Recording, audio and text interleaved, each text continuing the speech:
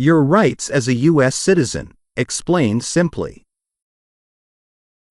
So, Mark, in part 1, we built your memory palace and your history road trip. Feeling more confident about dates? Honestly, yes. I went from I'll never remember 1787 to imagining a skyscraper convention in my brain. It's weird, but it works. Perfect. Now let's take it a step further. You see, memorization gets easier when you play with the material. The brain loves games. Okay, I'm ready, but I warn you, I'm very competitive. Good. Let's turn your competitiveness into a study tool. Here's a simple game, question twist. I'll ask you a standard test question, and you answer. But you have to give the answer in a creative way, like a mini story or joke. Oh, so not just 1776, Declaration of Independence, but something fun. Exactly. Let's try it.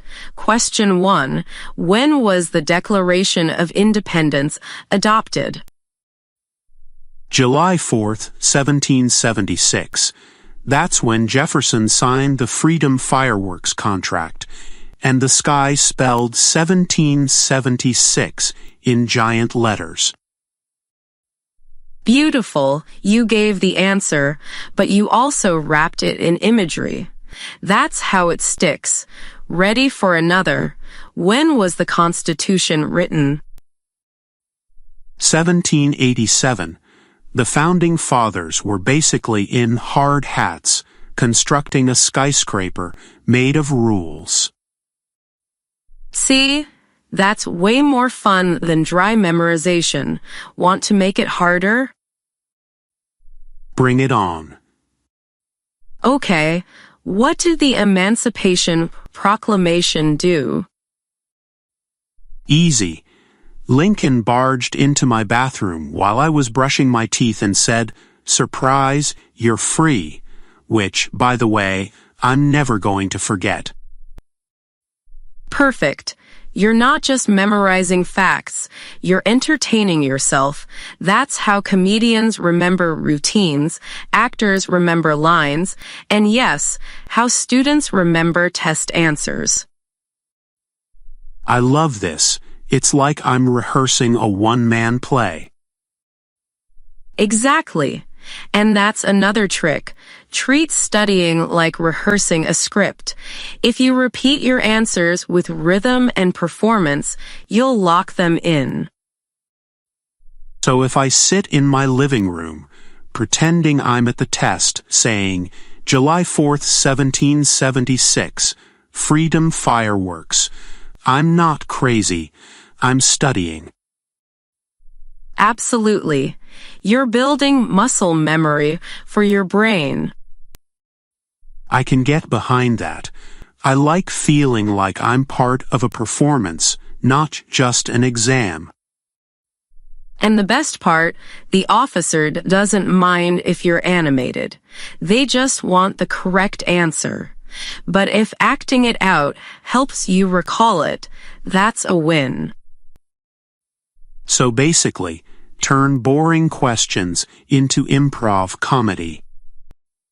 Yes, and here's another game. Link the chain. You take one answer and connect it to another.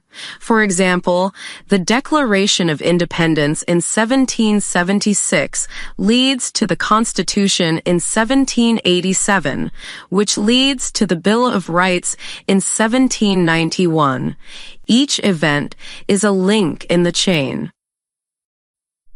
Like dominoes, falling in order. Exactly. And if one piece gets fuzzy, the other helps you remember.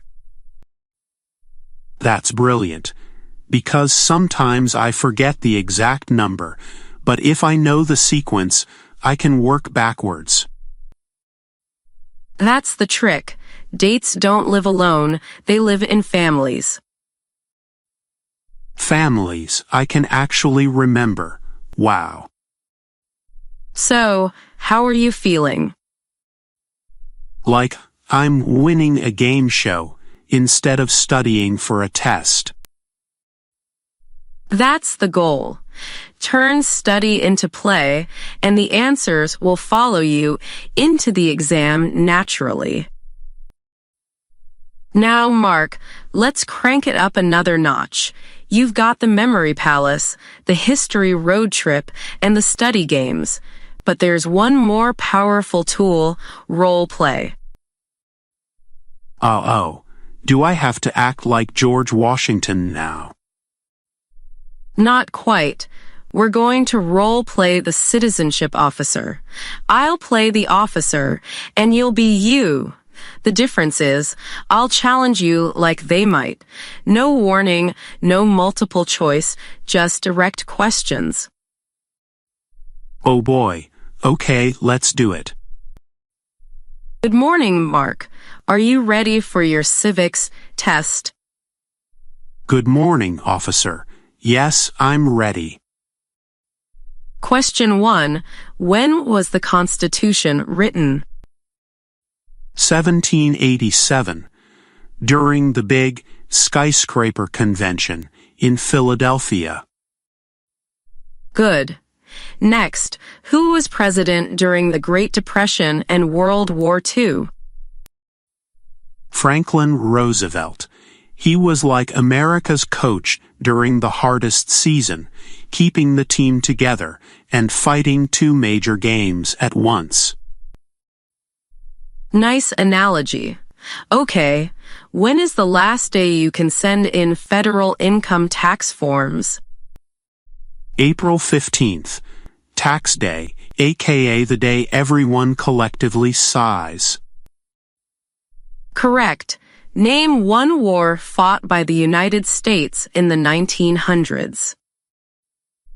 World War II, the one with the axis of 3, Germany, Japan, Italy. Excellent. And finally, what happened on September 11th, 2001? Terrorist attacks on the United States, the day the Twin Towers collapsed. Perfect. You see how smoothly you answered, with both facts and little hooks?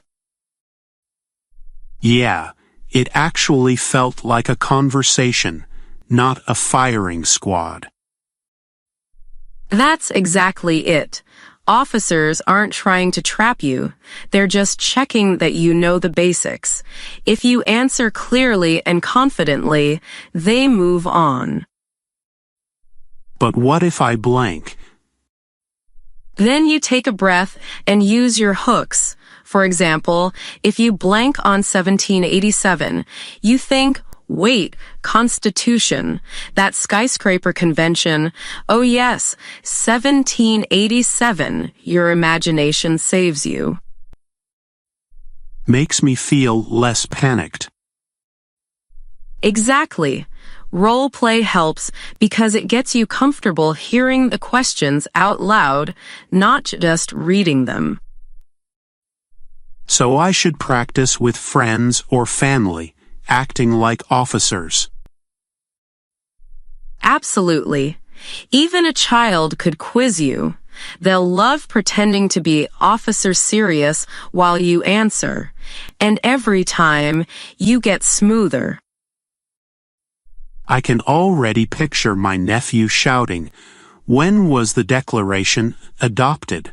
while holding a toy badge. And you'll answer with a smile, July 4th, 1776. That's how you build confidence. I like it. Studying turns into play, role play turns into confidence, and confidence turns into passing the test. Exactly. The whole journey is about transforming fear into fun. You make it sound like I might actually enjoy this test. That's the idea. Citizenship isn't just a requirement, it's a celebration. And every date, every fact, is a piece of the story you're joining. I like that perspective. Makes the test feel less like a wall, more like a doorway. Perfectly said.